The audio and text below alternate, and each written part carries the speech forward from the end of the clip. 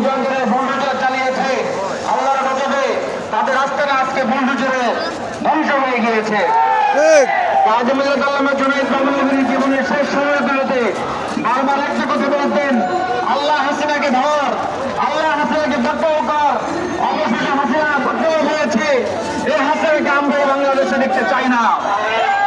হাসিনা যে পরিমাণ জুলুম নির্যাতনের স্টিমরোলার আমাদের উপর চালিয়েছে, হাসিনাকে শুধু একবার নয়, হাজারবার ফাঁসির কাছে দেওয়া করেও তার শাস্তি শেষ হবে না।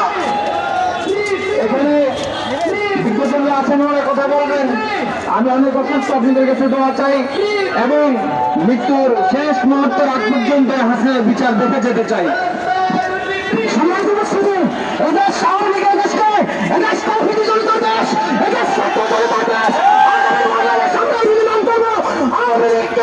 নিষিদ্ধ করার আগ পর্যন্ত আমি আমার চর্চিলা চাইবে না।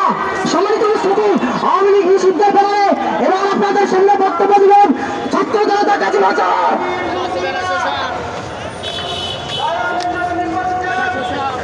সম্মানিত উপস্থিতি,